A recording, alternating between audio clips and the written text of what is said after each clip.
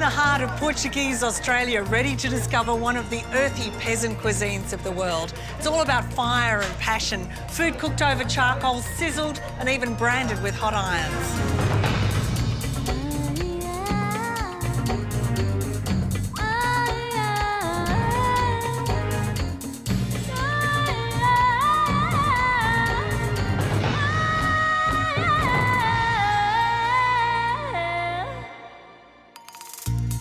Join our food safari to learn the secret of moist Portuguese charcoal chicken and a simple recipe for fiery peri-peri sauce.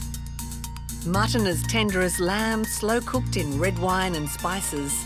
The fish that launched 1,000 ships. A fabulous vegetarian dish. And 4 ingredients that make a classic creme caramel.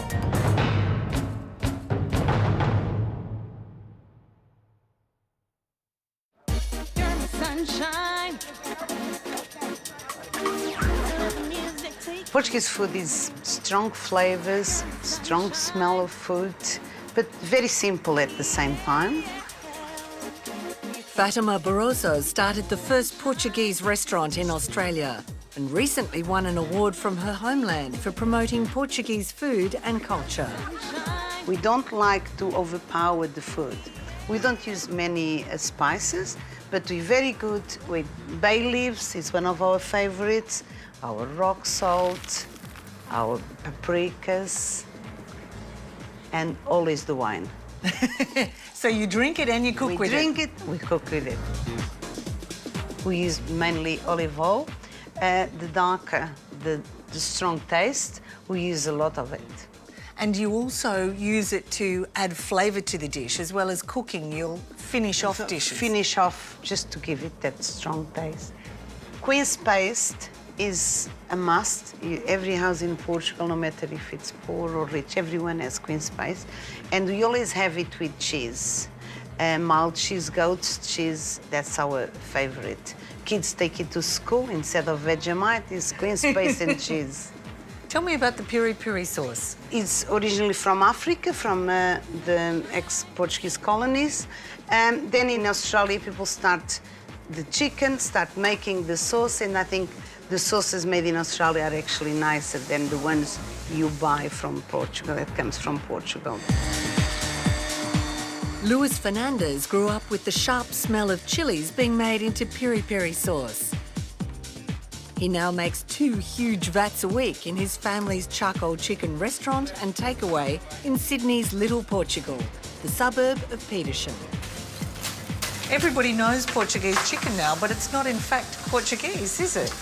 No, it actually originates back in Africa, in Angola.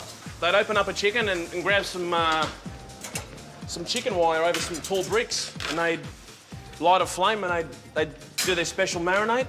My grandparents actually noticed that was happening and said, what a great idea to take this back to Portugal. Next thing you know, it was all over Portugal. And so your family actually started Portuguese charcoal chicken? Yeah, you could say that, mate. And your grandmother was very crucial to that, wasn't she? Yeah, she was instrumental, my grandmother. She was a great cook, so... So what, she worked out the marinade? She worked out the marinade. 17 years ago, my father opened a little shop in Petersham and it kicked off. The recipes used by the family are a closely held secret. But luckily, Grandmother Fernandez was such a fine cook, she developed other versions, one of which works perfectly at home.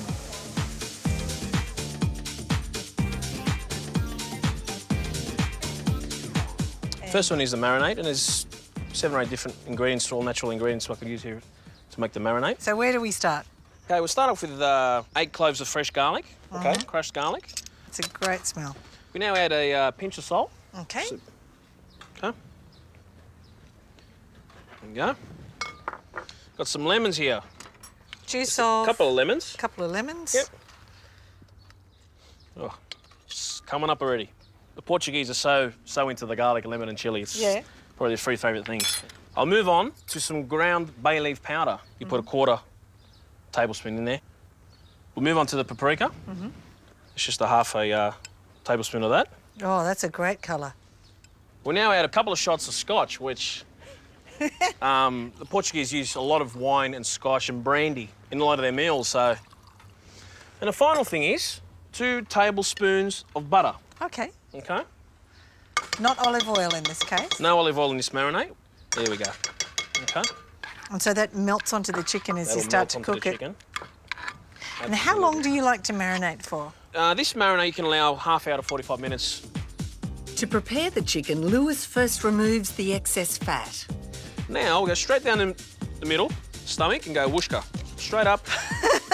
Okay. Okay, whooshka. Open it up. Turn it over. Okay.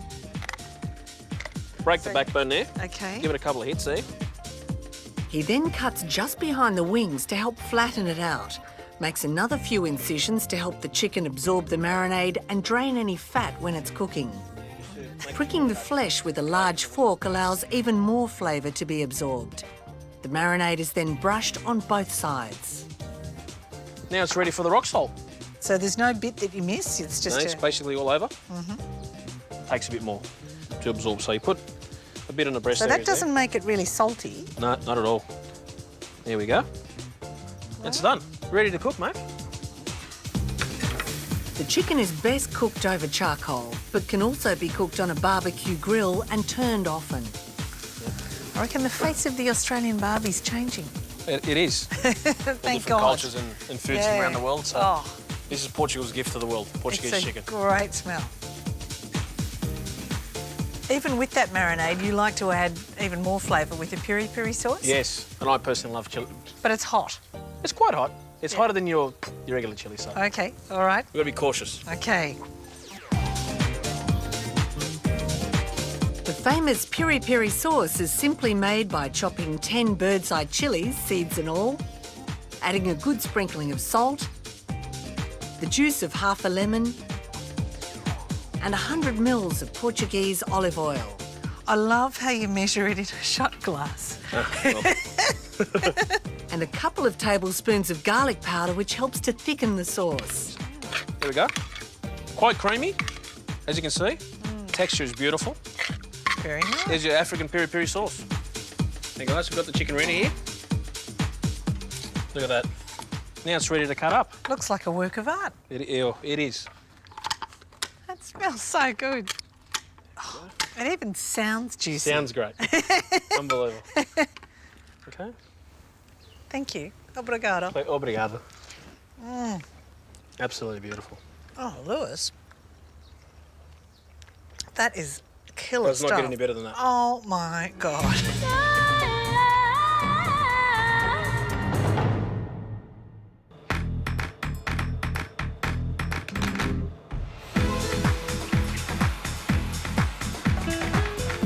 Another famous Portuguese ingredient is created using fire. In this case, smoke that cures the beautiful chorizo and ham. The first thing you smell here is garlic, paprika and smoke. This simply doesn't smell like other butcher shops in Australia. Manuel Alves has been making and smoking the famous Portuguese sausage chorizo for over 30 years. My chorizo is just pork meat, salt, garlic, and a few spice like pepper, like It's got paprika in it, doesn't it? paprika too, Yeah. and capsicum sauce. Ah, and You know, it's they- used... They used in anything, no? They can roast, they can fry, they can put in stews, they can eat like that, no? But the most famous way of cooking chorizo is using the Portuguese grappa called aguardente, or fire water, which flames a terracotta vessel called an assador. The burning of the grappa gives the salami a really nice flavour. It infiltrates the meat of the salami. It's not to cook because the salami is already cooked. Other great rustic meat dishes are true peasant fare, the cheapest cuts of meat cooked to age-old recipes.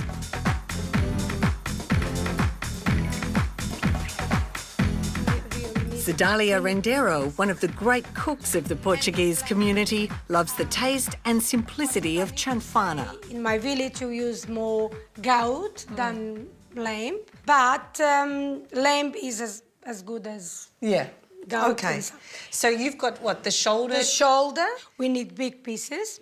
It's actually quite an easy dish to make, isn't it? It's very easy because after we marinate it, we leave it for 4 hours at least.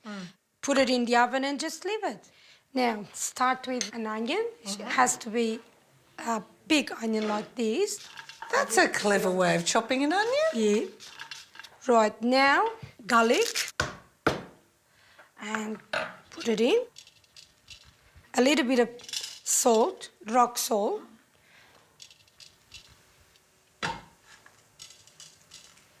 Okay, a little bit more the onion. Thing the Portuguese use a lot is the bay leaf and cut it in half. And you like white pepper for this, do you? Yes, I like the white pepper. Paprika. What's Sweet paprika. It's called in Portuguese colorau. Another layer of milk. So you've got to really pack it in. Yeah, and go again. Salt. Doesn't matter which way you put it. Doesn't really have to be the same. Yeah. And now is ready for the red wine. It has to be a wine with color. My father used to say, the wine has life as the people. Okay. Yeah. It's better if you put a little bit more than less. Now we live like this for at least 5 hours. Oh, Sedalia. I think this meat has been drinking too much. We need a little bit more, if you don't mind. Enough here? Yes. What we do is going to put the olive oil. Now, why do you put oil when there's already fat in the meat? The oil is for the flavour. The oil is for the flavour. And now is the parsley. We don't cut the stems because the stems give them even more flavour than the leaves. Please, thank you.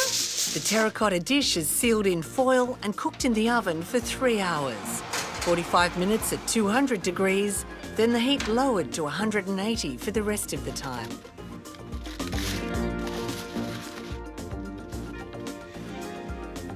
Yes. It looks beautiful. You go ahead. No. Yes, you do. You are my guest today. No, all right. Oh, my gosh. You got to serve it here. I should give you a... It's lovely. It melts. It's nice. It's nice. It's more than nice. It's fantastic.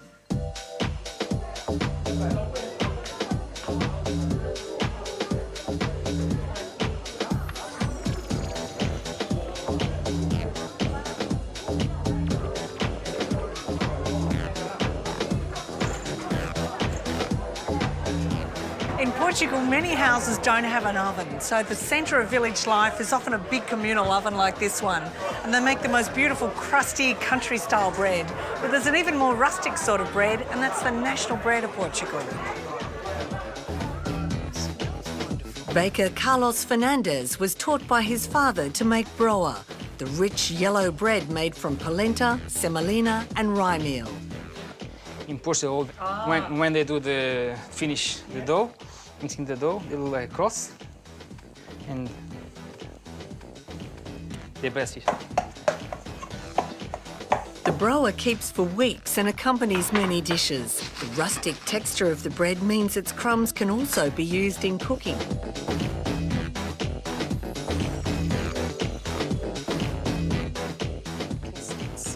Andrea de Souza uses Carlos's cornbread to make a simple but wonderful dish, using Portugal's favourite veggie, kale. When it's not available from the family veggie patch, Andrea has found a clever alternative. Yes, we can use the Chinese broccoli because not everyone has got the Portuguese kale. And we don't use the stems nice and tightly. So this is a clever device that only a Portuguese kitchen would have. Yes, that's right. And you have to do it fine. Very finely, yeah. But that's the secret of it. It has to be very fine. I do it as a side dish, and probably instead of making a salad, I quickly just toss this around. Have you taken this to an Aussie barbecue? I have indeed. Yeah. And they've licked their fingers. So you cook in extra virgin? Yep. We're just going to get a garlic. Okay, we're going to toss in the breadcrumbs, let them get a little bit crunchy, so toast them just a little bit. Throw in the kale, the beans. Andrea then adds half a cup of cooked black-eyed beans and a generous handful of pine nuts. That looks incredibly beautiful. And some salt. Put a bit of pepper.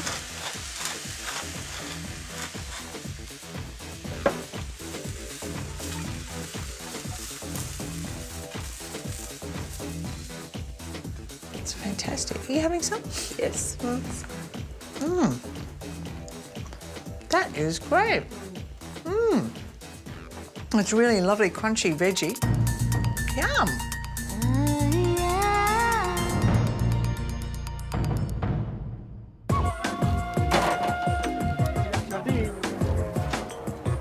Sardines is something as well. It's another one of our favorites, and in summer, the smell of sardines runs the country. You know, everywhere it's the smoke and the flavors of the sardine. You never seen sardines like the Portuguese, I can tell you. Look at this. Look how nice, big. They've got a very thick skin and scales, so which keeps them moist, and it drips all this moist. It's just beautiful. There's one ingredient above all others that Portuguese people couldn't live without.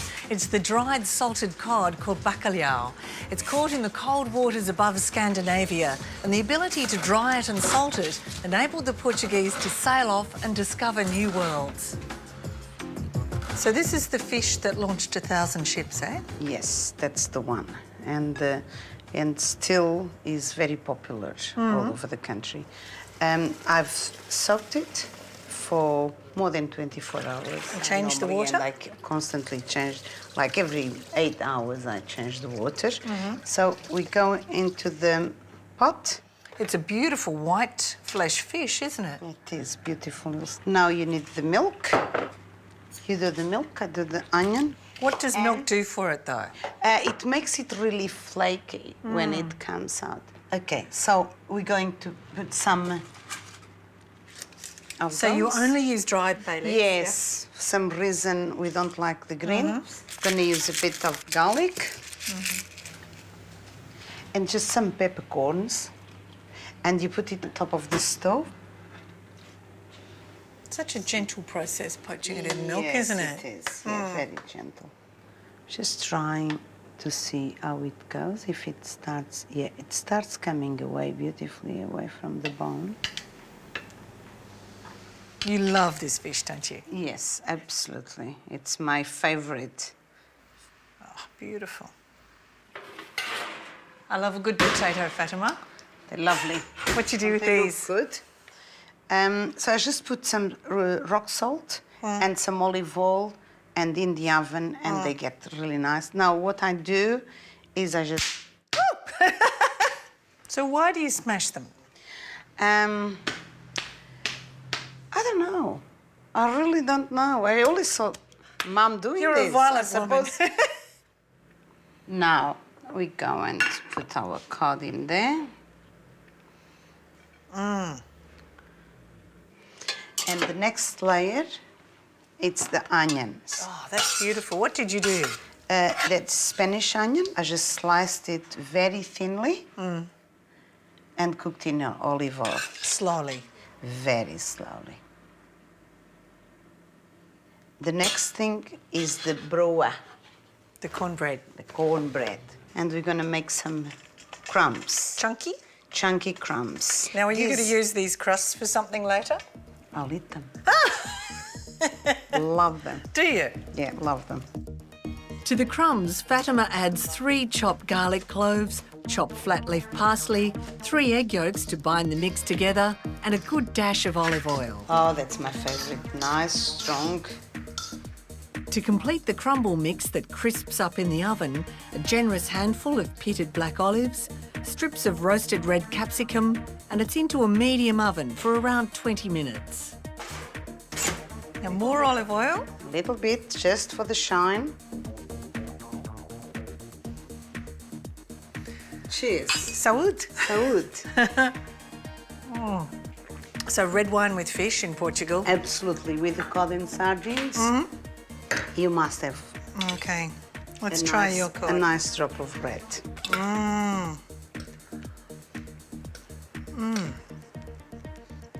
That's fantastic, Fatima. Nice. Beautiful. And not hard to do, is it? Very easy. Very easy. Very easy.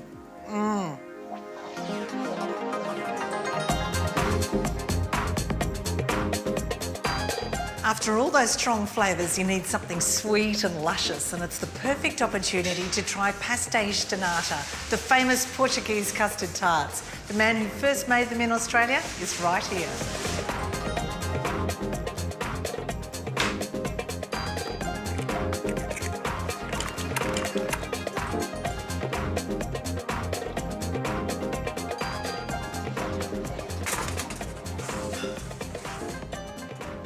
Hey, Fernando. How many is that today? Yeah, your man is about 1,200 today. Oh, just a few. Just a few, yeah. The secret of a good custard tart is? The secret, the pastry. The pastry. If the pastry is good, they come very good. If the pastry is, is not the good quality, it's never come a good custard tart. You like them a little bit black on top. That's a Yeah, good thing. that's the traditional.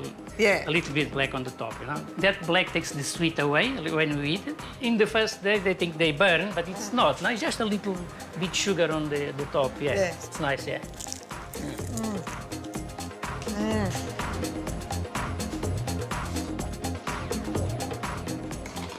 John de Almeida trained as a pastry chef in Portugal and blends traditional and modern techniques to create sweet magic. No Portuguese meal finishes without dessert. One of the classics is also the easiest.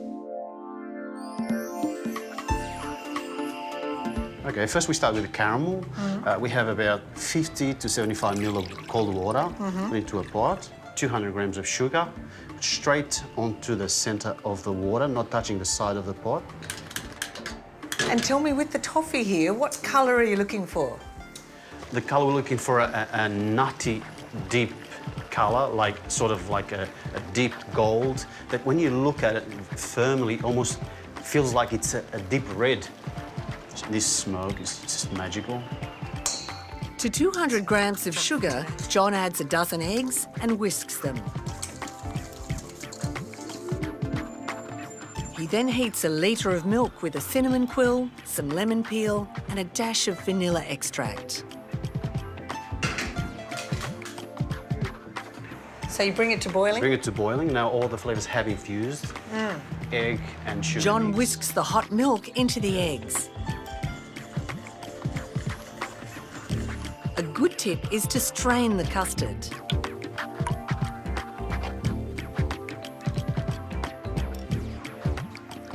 Fill up the tray about halfway off the actual mould. And then we're going to bake it about 150, 160 degrees Celsius. I would say take about half an hour, 35 minutes, maximum 40 minutes. OK, John, the moment of truth. What makes a creme caramel so special? It's because of the texture, the flavour, that is so soft and gentle. So it makes it so easy to eat and appreciate. When you cut it like that, look at the texture of this. It makes it so special, Whoa. almost with a sex appeal. Wow, it's totally seductive. Yes. Anyway, Oh. Magnificent. lovely. Lovely.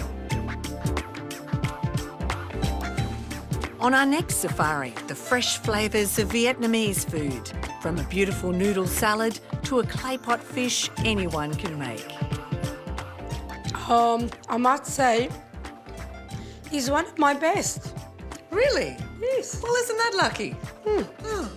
Maybe because it was for TV. Oh, of course.